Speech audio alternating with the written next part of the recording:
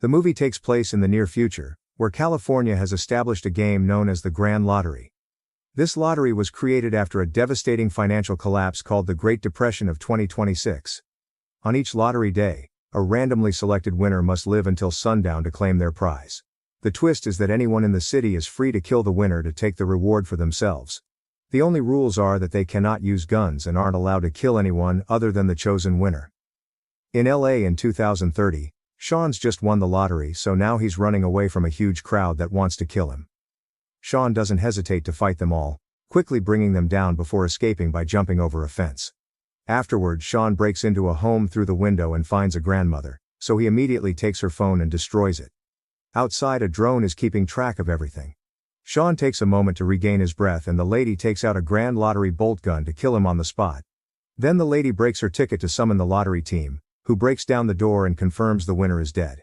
She's given a huge check for $22 million and appears on TV. The scene then shifts to the year 2030, where we meet our protagonist, Katie Kim. She has just returned to Los Angeles after taking a long break from her acting career. Having spent a considerable time away from the city, she is completely unaware of the craziness going on. Meanwhile, a news report announces that another lucky draw lottery will begin in 18 hours. This time, the prize is an astounding $3.6 billion, the largest amount ever offered. Shortly after, Katie arrives at her Airbnb, where she meets her host, Shadi. Katie is shocked to see a disastrous room and says it looks nothing like the picture. In response, Shadi casually admits that she uploads fake images on the website since no one will book her place. This frustrates Katie, but she has nowhere else to go and decides to stay for the time being. Shadi then introduces Katie to her annoying boyfriend, DJ. The next morning we see a TV ad for a man named Noel who owns a private security firm. It turns out he is the sole employee of his company and provides protection to Grand Lottery winners. Meanwhile, Katie wakes up in her room to discover a sewage leak dripping from the ceiling. She is further enraged when she finds out that all of her clothes are ruined. Katie immediately calls Shadi to express her dissatisfaction with the place. She's also worried about her clothes, as she has an audition in an hour. Shadi apologizes and agrees to rent her clothes for the audition. With no other options, Katie is forced to spend her money on a terrible costume. Next, she grabs an Uber and hurries toward the audition location. Upon arriving at the casting location, Katie informs the judge that she used to work as a child actress. When her mother suddenly became ill, she had to take time off to care for her. But now that her mother has passed away, she is ready to return to acting. The judge is bored with her story and asks her to perform. Katie agrees and quickly searches her pocket for the script, but instead, she discovers an unclaimed lottery card, which was probably left there by Shadi. In her panic, Katie accidentally registers her fingerprint and photograph on the card, making her a participant. Following this, she delivers a lousy performance that fails to impress the judge. A disappointed Katie then exits the audition room, and at the same time, the lottery results are announced. The winner turns out to be none other than Katie Kim. Seeing this, all the girls in the room begin to attack her, and Katie is shocked by their aggression. She thinks they're enraged because of the casting competition and frantically tries to escape. The girls begin to call her jackpot and throw bags, knives and even shoes at her. Katie somehow avoids their attacks and flees the scene. She soon arrives at a martial arts class and seeks help. But even the students attack her. While running away from them, she stumbles into a yoga class full of women. Katie hopes that they will finally help her, but that is certainly not the case. Amid the chaos, one of the martial arts guys grabs Katie and nearly chokes her. Just when all hope seems to be lost, Noel bursts through the ceiling and rescues her. Next, he goes into beast mode and fends off anyone who tries to harm Katie. Noel then informs her that he is willing to protect her, but she must pay 10% of her prize for his services. Katie is still confused, but she signs a contract with him. After knocking everyone out, Noel informs her that there's a drone outside that will track her and broadcast her live location every 14 minutes.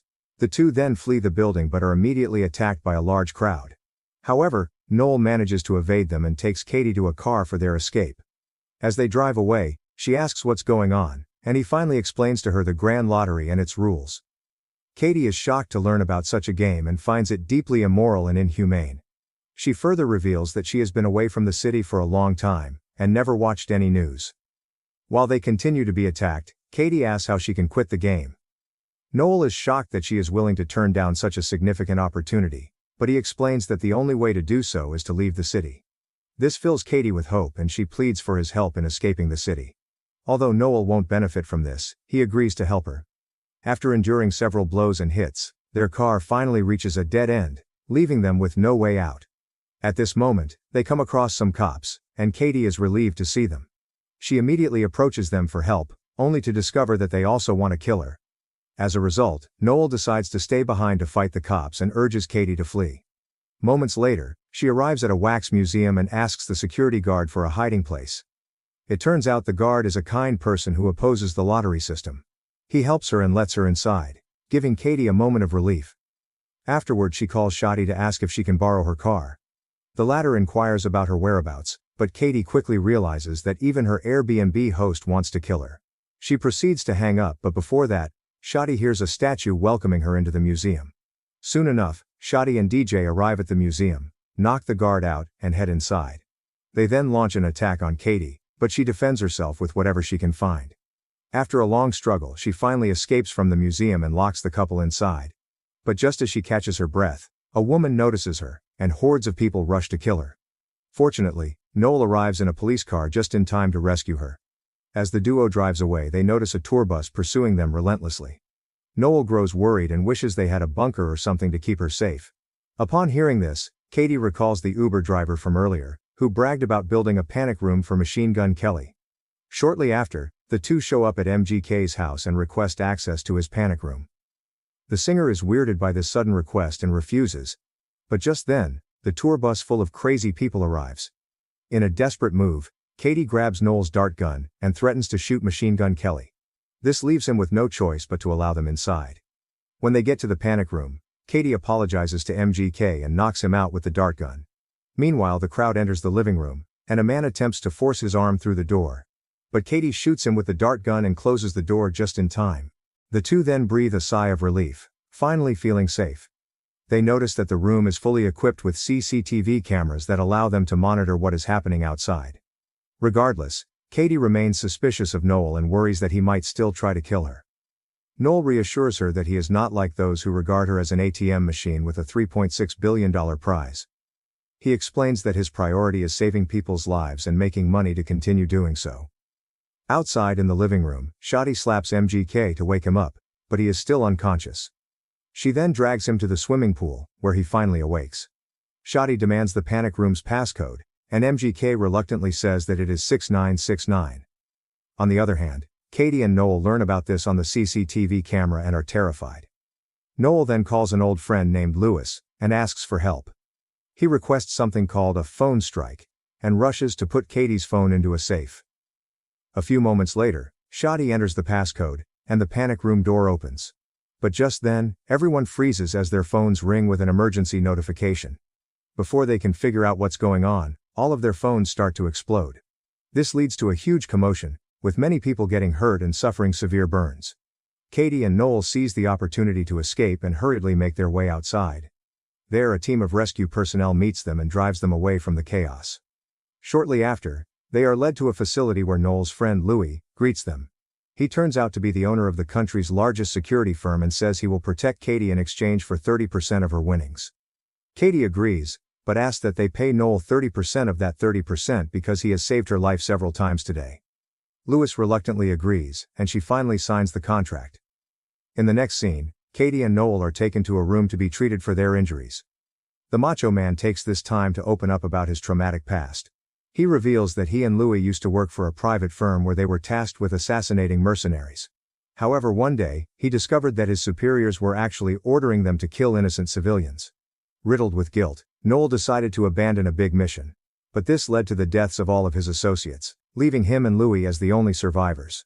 Noel reveals that he now sends the majority of his earnings to the victims' families as restitution. Soon after, an employee arrives and places an aesthetic face mask on Katie that makes her look like an old man. She then asks Noel how much he trusts Louis, as she feels something is off about him. This sends him into a deep thought and he recalls that all of the previous winners were anonymous. He also realizes that Louis's facility appears to be very high-end, which was not the case a few years ago.